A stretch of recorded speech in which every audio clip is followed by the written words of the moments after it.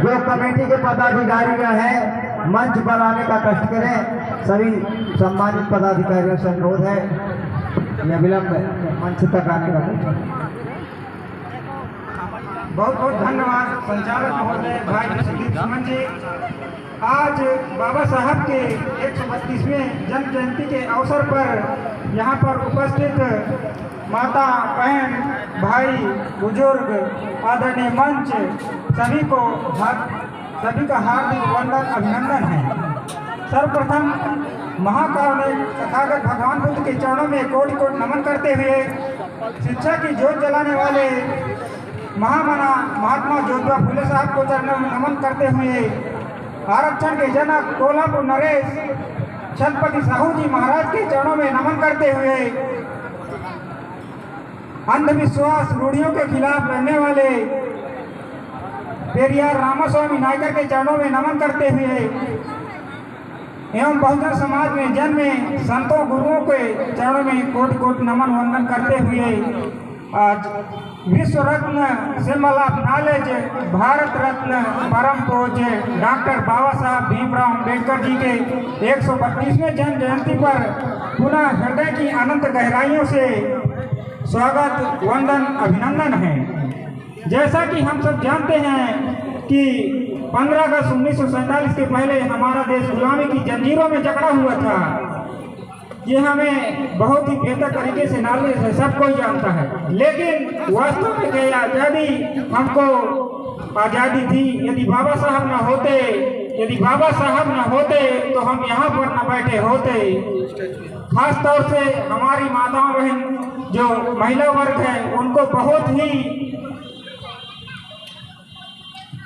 बहुत ही अपमानजनक समाज में स्थिति थी। उनको बिल्कुल अपमान की दृष्टि से देखा जाता था, कोई भी अधिकार नहीं था। जब बाबा साहब सन 1947 में आज़ाद होने के बाद अपनी योग्यता के बदौलत लॉ मिनिस्टर बने तो उन्होंने हिंदू कोड बिल प्रस्तुत किया और पंडित जवाहरलाल नेहरू के द्वारा को पास नहीं किया गया। बाबा साहब को सितंबर 1950 में हिंदू कोड बिल न पास होने के कारण इस्तीफा देना पड़ा और उसके बाद में जब प्रथम सरकार सन 1952 में निर्वाचित सरकार हुई तो नेहरू जी ने उस हिंदू कोड बिल को 4 भागों में डिवाइड किया और 1956 में उसका पहला भाग पास करवाया और उसके बाद 1967 में 3 भाग पास हुए, जिनकी बदौलत माताएं बहनें महिलाएं जो आज पुरुषों से कंधा मिलाकर चलती हैं वो किसी और की देन नहीं, बाबा साहब की देन है। हम यहाँ तक पहुँचे हैं तो बाबा साहब की बदौलत पहुँचे हैं। मैं कहना चाहूँगा जिसको मिला ही होगा मुकद्दर से मिला होगा, लेकिन हमको तो पानी भी बाबा साहब के संघर्षों से मिला है। जो कर गुजर गए वो भीम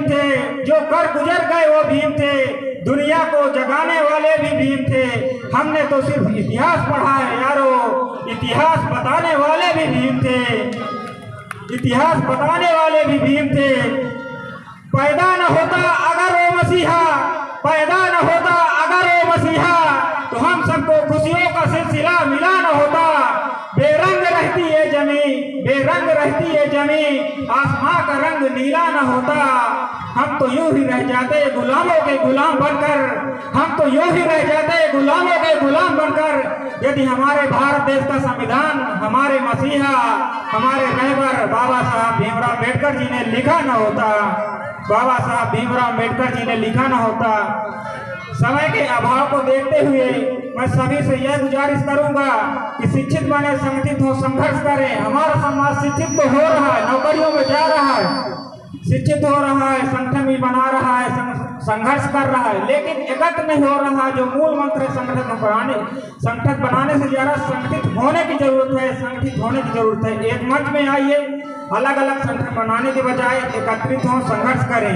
इन्हीं के साथ मैं ये मुख्य रूप से कहना चाहूँगा कि उच्च शिक्षा में ज़्यादा से ज़्यादा प्रयास करें और भारतीय संविधान को पढ़ें, जिसकी बदौलत हमें यहाँ बोलने का मौका मिला है। यदि बाबा साहब ने हथियार न दिया होता तो हम अभिव्यक्ति की आज़ादी के अंतर्गत जो हमें मौलिक अधिकार है अनुच्छेद 14 से अनुच्छेद 32 तक उनमें मौलिक अधिकार शामिल है, उसकी बदौलत आज हमें बोलने का मौका मिल रहा है, ये आज कार्यक्रम करने का मौका मिल रहा है। तो मैं सभी से गुजारिश करूंगा कि भारतीय संविधान को पढ़ें, जानें और समाज में प्रचार प्रसार करें। साथ ही मैं विमल कुमार गौड़, सदस्य डॉक्टर अम्बेडकर जयंती समिति जनपद चित्रकूट की तरफ से आह्वान करूंगा, गुजारिश करूंगा, विनम्र विनती करना चाहूंगा कि जो भी हमारे वक्तागण हैं आए और बाबा साहब के विषय पर ही व्यक्तित्व कृतित्व उनके सामाजिक दर्शन पर ही बोलने का कृपा करें और समय का विशेष ध्यान रखें। धन्यवाद। जय भीम, जय भारत। बहुत बहुत धन्यवाद भाई विमल कुमार गौड़ जी। अब मैं